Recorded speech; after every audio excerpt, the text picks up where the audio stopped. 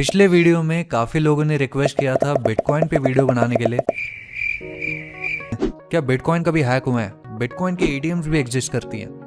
इन सब सवालों के जवाब जानने के लिए आप वीडियो को एंड तक जरूर देखना। चलिए पहले इंट्रो कर लेते हैं। बिटकॉइन लॉन्च हुआ था 2009 में, तब उसकी वैल्यू 0 थी। फिर एक साल बाद वो 4 पैसे का हुआ और बढ़ते बढ़ते 2021 में वो 47 लाख तक का हो गया। बिटकॉइन की इस पॉपुलैरिटी की वजह से अब मार्केट में 6000 से ज्यादा क्रिप्टो कॉइन्स है और ये पूरी इंडस्ट्री $2.48 ट्रिलियन का बन चुका है। चलिए फैक्ट्स चालू करते हैं। फैक्ट नंबर 1, बिटकॉइन का लिमिट। बिटकॉइन माइनिंग से बनता है। जब माइनर्स एक क्रिप्टोग्राफिक पजल को सॉल्व करते हैं तो रिवॉर्ड में उनको कुछ बिटकॉइन मिलते हैं, लेकिन इस माइनिंग का एक लिमिट है, 21 मिलियन। अभी तक लगभग 18.77 मिलियन कॉइन्स ही माइन हुए हैं और बाकी के कॉइन्स 2140 तक माइन हो जाएंगे। इसके बाद बिटकॉइन के प्राइस पे क्या असर पड़ेगा ये ठीक से कोई बता नहीं सकता। और ये जो लिमिट है ये खासियत बिटकॉइन की ही है। ऐसा नहीं कि सारे कॉइन्स की एक लिमिट होती है। जैसे अगर आप इथेरियम एंड डॉज कॉइन देखें तो उसके माइनिंग की कोई लिमिट नहीं है और कुछ कॉइन्स है जैसे रिपल जिसको आप माइन भी नहीं कर सकते। फैक्ट नंबर 2, क्या बिटकॉइन बैन हो सकते हैं? ये मैं आपको टॉरेंट के एक एग्जांपल से समझाता हूँ। आप टॉरेंट से मूवी डाउनलोड करते हैं तो वो मूवी किसी और के कंप्यूटर से आ रहा है। ऐसा नहीं है कि टॉरेंट का एक डाटा है या कॉमन सर्वर है जहाँ पे सारे मूवी स्टोर्ड है। एक तरीके से इसको आप शेयर इट ऐप की तरह समझे। जब आपको एक मोबाइल से दूसरे मोबाइल में डाटा ट्रांसफर करना होता है तो आप शेयर इट से करते हो। इसको पेयर टू पेयर कम्युनिकेशन बोला जाता है। सेम कॉन्सेप्ट बिटकॉइन का भी है। बिटकॉइन में कोई सेंट्रल सर्वर नहीं है, सिस्टम नहीं है जिसको बैन करने पे आप बिटकॉइन बैन कर सकते हो। ये ब्लॉकचेन टेक्नोलॉजी पे काम करता है जो कि डिसेंट्रलाइज्ड है। गवर्नमेंट ज्यादा से ज्यादा ये कर सकती है कि बिटकॉइन के एक्सचेंज प्लेटफॉर्म्स जैसे बाइनेंस, वाजिरेक्स वो बैन कर दें। अगर मैं अपने वॉलेट से किसी और वॉलेट में बिटकॉइन भेजता हूँ तो इस चीज को गवर्नमेंट कैसे रोक सकती है? अगर इस चीज को रोकना है तो गवर्नमेंट को पूरा इंटरनेट ही बंद करना पड़ेगा। फैक्ट नंबर 3, काफी कंट्रीज में बिटकॉइन ट्रांजैक्शन और एक्सचेंज प्लेटफॉर्म बैंड है। जैसे चाइना हो गया, रशिया हो गया, वियतनाम हो गया। लेकिन बहुत सारे कंट्रीज ऐसे भी हैं जैसे अमेरिका, कनाडा, जर्मनी, जापान जो कि बिटकॉइन फ्रेंडली है। आप मानोगे नहीं, एल सल्वाडोर पहली कंट्री है जिसने बिटकॉइन को लीगल टेंडर का स्टेटस दिया है। यानी एल सल्वाडोर की गवर्नमेंट उसको एज ए करेंसी की तरह ट्रीट करती है। वहाँ पे आप किसी को बिटकॉइन में पेमेंट कर सकते हैं और किसी से बिटकॉइन में ले भी सकते हैं और गवर्नमेंट को भी पे कर सकते हैं। फैक्ट नंबर 4, बिटकॉइन के एटीएम्स। आप मानोगे नहीं, वर्ल्ड में इस वक्त 24,000 से ज्यादा बिटकॉइन के एटीएम्स है जहाँ पे आप बिटकॉइन खरीद सकते हैं और बेच भी सकते हैं। इस वेबसाइट के हिसाब से एक एटीएम गुरुग्राम में भी है। ये सही है कि नहीं हमें कमेंट करके बताइए। मुझे तो नहीं लग रहा। वैसे एक बिटकॉइन का एटीएम बैंगलोर में भी खुलने वाला था, लेकिन कुछ केस की वजह से वो अभी इम्प्लीमेंट नहीं हो पाया। फैक्ट नंबर 5, क्या बिटकॉइन हैक हो सकते हैं? देखिए, बिटकॉइन हैक करने के लिए 51% अटैक करना पड़ेगा। मतलब कि बिटकॉइन का एक माइनिंग नेटवर्क है और इस नेटवर्क का अगर मेजॉरिटी परसेंटेज यानी 51% अगर आप हैक कर लेते हैं या आप कंट्रोल कर लेते हैं तो आप बेसिकली बिटकॉइन को कंट्रोल कर सकते हैं। लेकिन ये करना इम्पॉसिबल होगा क्योंकि ये बिटकॉइन का जो नेटवर्क है वो मल्टीपल सिस्टम से बना हुआ है जो कि काफी अलग अलग कंट्रीज में फैला हुआ है। तो 51% ऑफ दी सिस्टम या नेटवर्क को हैक करना या कंट्रोल करना इम्पॉसिबल होगा। बट फिर भी बिटकॉइंस काफी चोरी हुए हैं जिसके डिटेल मैं आपको वीडियो के एंड में बताऊंगा। फैक्ट नंबर 6, जैसे मैंने आपको बताया कि बिटकॉइन का नेटवर्क बहुत ही बड़ा है और फैला हुआ है और उतना ही पावरफुल भी है। इतना है कि अगर आप वर्ल्ड के टॉप 500 सुपर कंप्यूटर्स को मिला दें तो उससे 8 गुना ज्यादा पावरफुल होगा। घर के कॉमन कंप्यूटर से कंपेयर करें तो 2 लाख करोड़ कंप्यूटर्स के पावर के बराबर है। बट कंप्यूटर या सुपर कंप्यूटर बहुत से साइंटिफिक रिसर्च या अदर पर्पस के लिए यूज किया जा सकता है, जबकि बिटकॉइन के नेटवर्क का सिर्फ एक ही काम है। पिछले साल यूरोप के काफी सारे सुपर कंप्यूटर्स हैक हुए थे बिटकॉइन की माइनिंग करवाने के लिए। एक रशियन साइंटिस्ट ने तो गवर्नमेंट के सुपर कंप्यूटर को माइनिंग करने के लिए गलत इस्तेमाल किया। फैक्ट नंबर 7, अब जैसे जैसे बिटकॉइन माइन होते रहते हैं माइनिंग डिफिकल्टी और भी बढ़ता रहता है। बिटकॉइन जब लॉन्च हुआ था तब आप अपने कंप्यूटर से माइन कर सकते थे, लेकिन अब ये इम्पॉसिबल है। बिटकॉइन माइन करने के लिए काफी बड़े बड़े इंडस्ट्रीज या माइन फार्म्स खुल चुके हैं जो बहुत सारे प्रोसेसर्स या यूं कह लीजिए जीपीयू यूज करते हैं,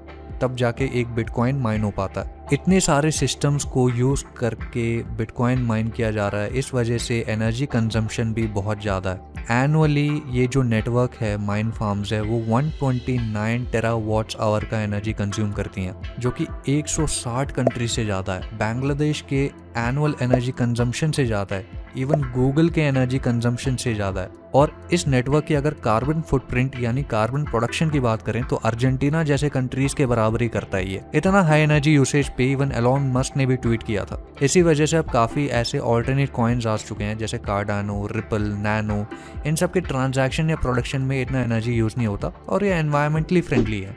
fact number 8, illegal transactions. Bitcoin और क्रिप्टो करेंसी के आने के बाद इलीगल एक्टिविटीज काफी बढ़ गई हैं। आपने कुछ इलीगल साइट्स पे नोटिस किया होगा, जैसे टॉरेंट के कुछ साइट्स हो गए, उसमें वो पेमेंट बिटकॉइन में लेते हैं। डार्क वेब में भी अब काफी सारा ट्रांजैक्शन बिटकॉइन के थ्रू ही होता है। हैकर्स कंप्यूटर को हैक करने के बाद एज अ रैंसम या पैसे वो बिटकॉइन के थ्रू ही लेते हैं। क्रिप्टो जैकिंग एक तरीका है जिससे हैकर आपके कंप्यूटर में ऐसे सॉफ्टवेयर इंस्टॉल कर देते हैं जिससे आपका कंप्यूटर बिटकॉइन माइन करता रहेगा और आपको पता भी नहीं लगेगा, क्योंकि वो सब बैकग्राउंड में चल रहा है। तो इतने सारे इलीगल एक्टिविटीज बढ़ गए हैं। कार्नेगी मेलन यूनिवर्सिटी की एक रिसर्च के हिसाब से 9% तक का ट्रांजैक्शन या लेन देन इलीगल एक्टिविटीज जैसे ड्रग ट्रेड में हो रहा है। 2019 के एक रिसर्च के हिसाब से बिटकॉइन के 40% से ज्यादा ट्रांजैक्शन इलीगल ट्रेड्स में हो रहे हैं और बिटकॉइन के 1/4 यूजर्स इलीगल चीजों में इन्वॉल्व है। बट ये परसेंटेज धीरे धीरे कम हो रहा है। एक्चुअली काफ़ी रिसर्चर्स का ये भी मानना है कि बिटकॉइन से इलीगल एक्टिविटीज़ बंद हो जाएंगी, क्योंकि आप लिटरली ब्लॉकचेन में ये देख सकते हैं कि किसने किसको कितने कॉइन्स भेजे हैं। अब आते हैं फैक्ट नंबर 9,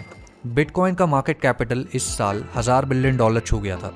ये 175 कंट्रीज के जीडीपी से भी ज्यादा है और जिस रेट से इसका प्राइस बढ़ रहा है और कॉइन्स माइन हो रहे हैं, हो सकता है ये कुछ सालों में वर्ल्ड की जीडीपी को ओवरटेक कर दे। बहुत ही शॉकिंग होगा अगर ऐसा हो जाए तो। अब आते हैं फैक्ट नंबर 10, बिटकॉइन लॉस या बिटकॉइन की चोरी। क्रिप्टो एक्सपर्ट्स का मानना है कि 20% बिटकॉइन लोग खो चुके हैं। शुरू में ऐसा था कि बिटकॉइन की कोई खास वैल्यू नहीं थी, तो लोग मजे मजे में बिटकॉइन खरीद के वॉलेट में स्टोर कर लेते थे। अब बिटकॉइन एक्सेस करने के लिए आपको उसका प्राइवेट की या फिर पासवर्ड जो है वो याद होना चाहिए। अगर आप भूल गए तो आपका बिटकॉइन एक्सेस नहीं हो सकता। तो काफी लोग अपना प्राइवेट की भूल गए और काफी लोगों ने अपना वॉलेट भी खो दिया। जैसे अगर आपको एग्जांपल दूं तो जेम्स हॉवल्स के हार्ड ड्राइव में 7500 बिटकॉइंस थे 2013 में, वो उनने गलती से फेंक दिया और इस वक्त उसका प्राइस $280 मिलियन का है, बट अब वो कभी एक्सेस नहीं कर सकते। तो ऐसी 20% जो बिटकॉइन है वो फॉरएवर खो चुका है। अब वो कभी भी एक्सेस नहीं हो सकता, ट्रांजैक्शन नहीं हो सकता उसका। काफी लोगों के बिटकॉइंस चोरी भी हुए हैं। अब जैसे मैंने बताया था बिटकॉइन हैक तो नहीं हो सकते,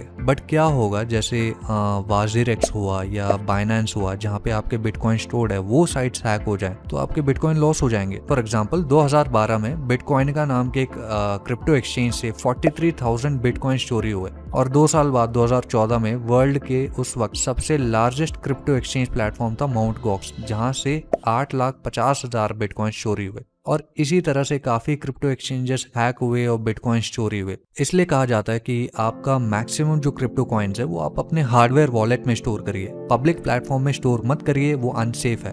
अब लास्ट में मैं आपको कुछ बोनस फैक्ट्स बताऊंगा। बिटकॉइन का क्रिएटर है सतोशी नाकामोटो, जो कि आपको पता ही होगा, लेकिन ये कौन है आज तक कोई पता नहीं लगा पाया।